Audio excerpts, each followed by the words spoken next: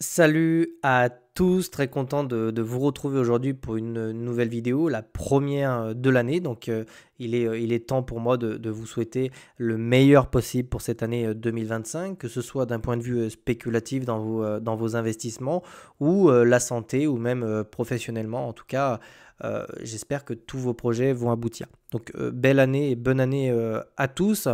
En ce qui me concerne, toutes mes activités vont reprendre aujourd'hui, hein, c'est-à-dire le trading le matin, donc des sessions de scalping. Il y a également du trading crypto aussi. On a également le développement sur Bitcoin qui va s'intensifier et s'accélérer au courant du mois de janvier, février. Donc BitLearn principalement, et puis les vidéos YouTube, une à deux vidéos YouTube par jour. Donc voilà, c'est la reprise, on y va. Donc dans cette vidéo, on va parler essentiellement de Bitcoin, on va faire un gros point analyse technique, on va regarder un petit peu ce qui se passe dans différentes unités de temps, ce à quoi on peut s'attendre dans les prochains jours. Ok. Donc déjà, première chose, alors je vous ai préparé pas mal de choses. On ira jeter un petit peu un coup d'œil sur les altcoins aussi.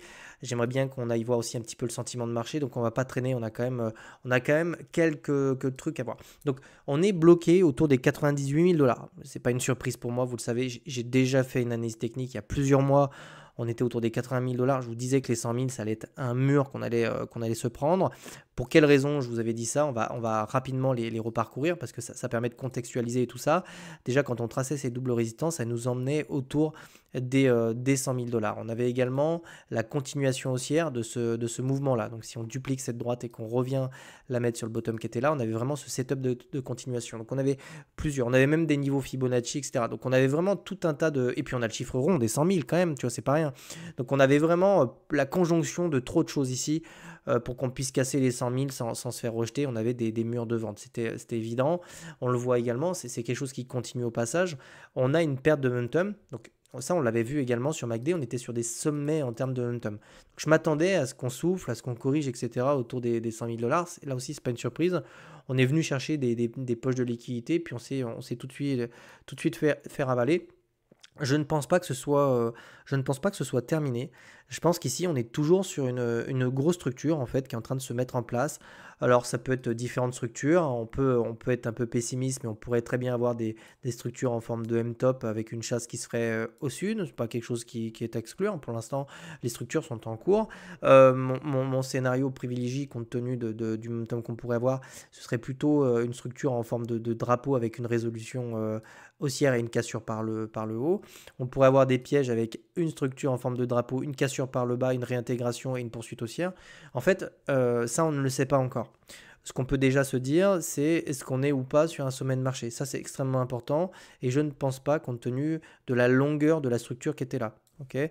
D'un point de vue AT, ça aurait peu de sens d'avoir consolidé 6 mois ici pour aller toper au bout de 2 mois alors qu'on a des institutions, des banques, etc. On a eu énormément d'accumulation sur ces niveaux-là.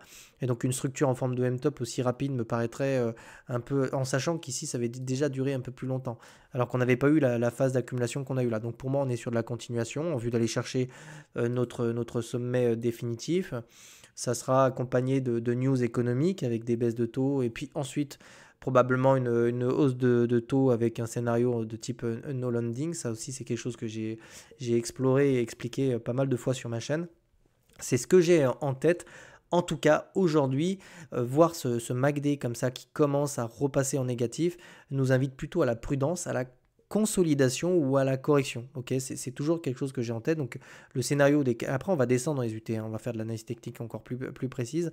Mais le scénario des 85 000 dollars est toujours dans ma tête. Ok, on n'ira peut-être pas les chercher, mais compte tenu de ce que je suis en train de voir, je me dis que c'est possible. On pourrait peut-être avoir un rebond ici. Et quoi qu'il arrive, on aurait vraiment une poursuite de ce rallye haussier seulement une fois qu'on serait retourné, pour moi, chercher les niveaux négatifs ici avec une petite conso et un retest des zéros ici. C'est un petit peu ce qu'on avait fait là, vous voyez, on avait retrouvé des niveaux, on est repassé en négatif, tac tac, on a vraiment attendu le cross des zéros pour vraiment retourner cette dynamique. Donc pour l'instant, on est plutôt dans ce scénario. En plus, on a bientôt l'investiture de Trump, donc je pense que ça coïncide un petit peu avec une phase d'incertitude des marchés, etc., qui pourrait driver peut-être le mois de janvier. Donc maintenant, pas de panique, c'est pas parce que je vous annonce ça que je suis pas forcément haussier sur Bitcoin. Je pense qu'on a encore de belles choses à venir cette année. En tout cas pour peut-être le premier semestre ou premier trimestre. Donc pas de panique, mais ici, il faut quand même constater qu'on a une perte de momentum, on a quelque chose de plutôt baissier. Maintenant, on va essayer de poursuivre cette analyse technique en rentrant dans le détail des structures, parce que les structures, c'est extrêmement important. Elles reflètent très souvent les mêmes patterns, la même psychologie de marché. Et ici, ce qu'on peut voir, c'est qu'on est en train de former ces fameuses structures. Donc déjà, on va s'attarder d'abord sur les structures. Donc on a vraiment ce canal-là. Donc tout ça, c'est des choses que vous aviez déjà vues, mais on est toujours bloqué dans ce circuit-là.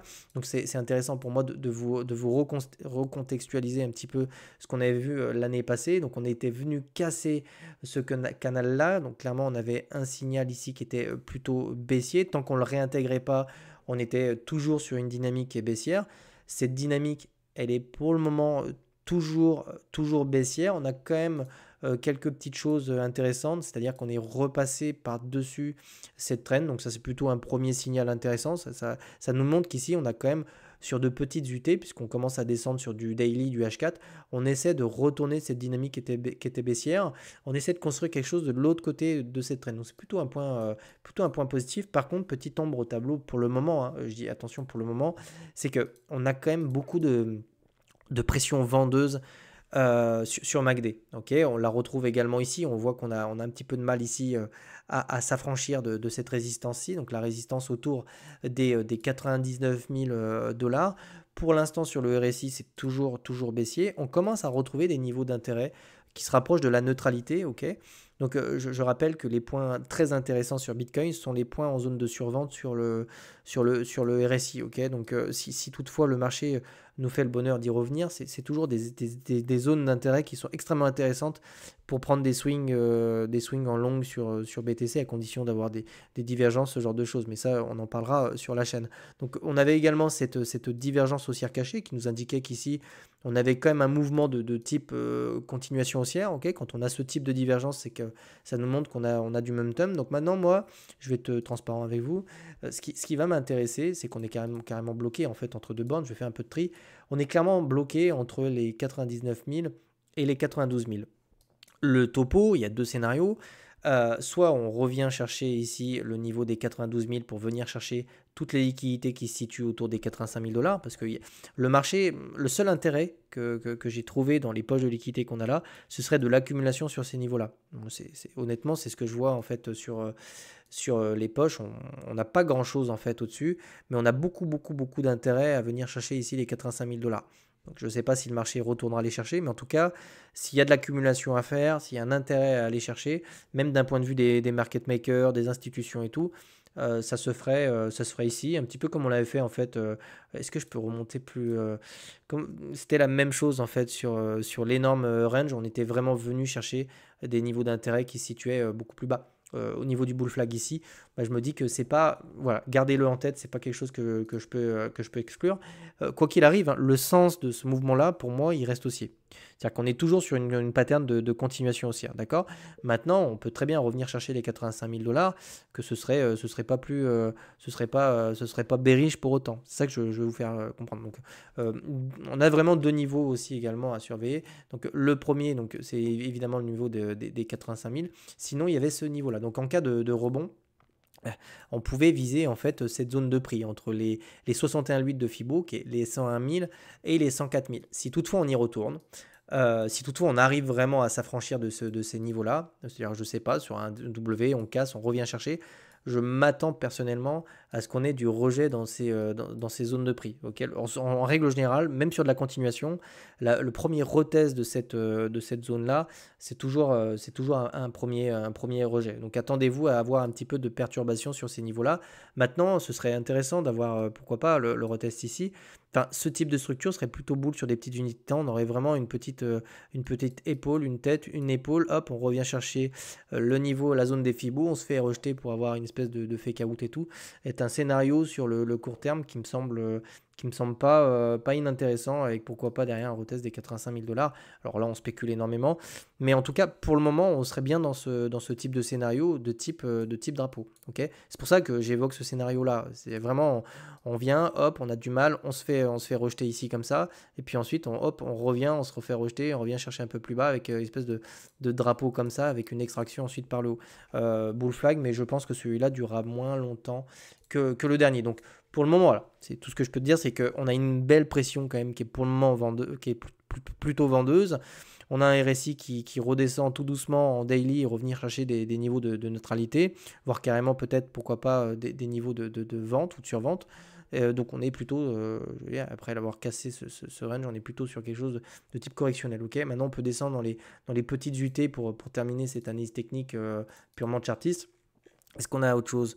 On a une petite pression. Ouais, on a quand même des pressions qui sont plutôt à la vente. Plutôt aussi à l'achat ici d'ailleurs, sur des toutes petites unités de temps, ça nous permet de voir on a quand même ouais, on est vraiment dans une contraction en fait. On est plutôt dans un mouvement de type contraction. Donc là, on le voit bien, on a vraiment un MACD qui compresse.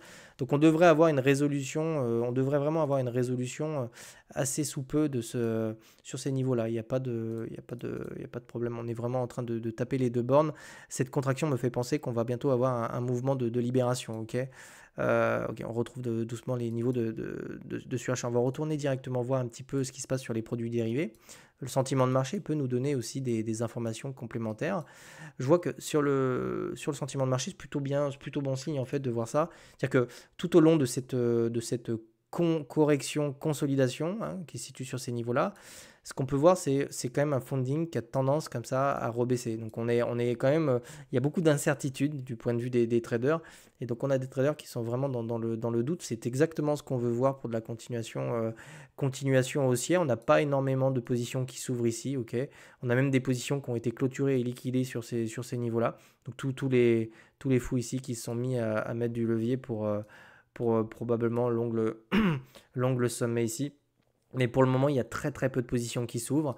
Il faudra voir un petit peu au mois de janvier avec le retour des traders, etc. Si on a un petit peu plus de positions qui s'ouvrent. Donc plutôt timide. Encore une fois, hein, prenez du recul. Si on se met en daily, qu'on recule un petit peu. Quand on regarde les niveaux d'intérêt qu'on a actuellement sur Bitcoin autour des 100 000 dollars, on se situe à peu près ici. Donc là, on est sur un funding. Donc c'est la différence entre le prix spot et les prix perpétuels. Les ETF, on était venu chercher ces niveaux d'intérêt sur le funding, ok. Le premier ATH ici, c'était fait sur ces niveaux-là. Là, on est venu chercher plus de 100 000 et on n'a pas retrouvé ces niveaux d'intérêt sur le funding. Donc, c'est un funding agrégé qui me permet d'avoir comme ça tous les échangeurs. Donc, on a quand même une bonne topographie du sentiment de marché sur quasiment tous les échangeurs. Et on est quand même sur quelque chose de plutôt correct compte tenu pour ça. Donc, vraiment, si je synthétise très rapidement mon analyse technique, on est sur des structures qui sont en cours de formation, des structures, à mon sens, de continuation haussière. Et je pense que tant qu'on ne revoit pas un funding complètement éclaté, on a de bonnes chances d'avoir peut-être un drapeau ou quelque chose comme ça avec une résolution haussière. Ce qui m'intéresse aussi, c'est d'aller voir, alors, je redécouvre tout le marché parce que j'ai été un petit peu en off les 2 dernières semaines. Ça fait du bien un petit peu de décrocher. Donc ici, on a vraiment. Donc là, je vous ai mis la dominance, je vous ai mis le total 3. Donc on fait vraiment une topographie un petit peu du marché. Je vois qu'on a vraiment du mal. Je vais essayer de descendre dans les UT. Je vais essayer de passer en journalier. Voilà. Donc on est peut-être. Ouais, voilà. Donc on avait parlé un petit moment de cette zone FIBO. On est vraiment revenu la chercher. Donc je m'attendais vraiment à ça. D'un point de vue chartiste, on avait vraiment pété on le voit ici, on avait vraiment cette dynamique qui était haussière qui s'est vraiment retournée en fait ici, on le voit bien, on est vraiment cassé, on est vraiment venu casser, vous voyez, cette trend en fait, cette trend qui était haussière ici. On est venu se faire rejeter au niveau des 61,8. Donc maintenant, l'idée, ce serait vraiment d'essayer d'enfoncer le clou pour essayer d'avoir un petit peu plus de capitaux sur les altcoins. Parce qu'ici, la dominance nous montre quand même que on a un BTC qui perd en dominance au profit des altcoins. Hein. Je vais mettre une barre verticale pour que vous puissiez voir ça. C'est-à-dire qu'ici, quand on a vraiment eu cette dominance qui a chuté, et bah, à contrario, sur le Total 3, on a eu quand même quelque chose de très haussier ici. On a eu le rebond sur la dominance. On voit qu'on est en train de consolider sur le Total 3. Okay, petite précision ici. Sur Total 3, ici, on est sur un ATH1. Je vais essayer de vous tracer ça. Donc ça c'est pareil, c'est aussi une information qui me laisse penser qu'on est sur de la continuation. Se mettre à consolider sur ces niveaux-là de capitalisation sur Total 3 est une information importante. Parce que si on commence à consolider sur ces niveaux-là et qu'on vient les casser, c'est-à-dire qu'on aura une phase d'extension sur le marché des crypto-monnaies qui va nous emmener sur de nombreuses cryptos à venir faire de nouveaux sommets. Donc je pense à BNB, je pense à Ether, je pense à Solana, etc. Donc consolider sur ces niveaux-là est plutôt une bonne nouvelle. En tout cas, ça ressemble pas, pour le moment, ça ne ressemble pas à des retournements de structure ou quoi que ce soit. Encore une fois, j'ai déjà fait de nombreuses vidéos sur le sujet. Je m'attends vraiment en fait à ce qu'on puisse retourner et chercher globalement ces niveaux-là en fait sur la dominance. Donc on a quand même de la marge ici pour pousser sur les altcoins. D'ailleurs, au passage, je pense que quand on reviendra chercher ces niveaux-là, donc j'ai fait une vidéo il y a plusieurs mois sur le sujet, hein, quand on reviendra chercher ces niveaux-là, je pense qu'il y a de grandes chances que je sois euh, en partie sorti du marché. Donc il faut vraiment surveiller ici la dominance qui est le rapport de force entre Bitcoin et le marché des altcoins et surveiller les structures. Pour le moment, on est sur des structures des structures en construction, de type plutôt flag et tout ici. Donc on va surveiller ça dans les prochaines vidéos, tout simplement. Voilà. Donc je pense que cette semaine, je ferai Ether, je ferai peut-être BNB, Solana ou XRP ou Dogecoin, ce genre de vidéos pour essayer de me remettre tranquillement dans le bain et vous proposer toujours plus de vidéos. Là. Je vous souhaite de passer une excellente journée. Je vous retrouve demain pour une nouvelle vidéo. Ciao, ciao.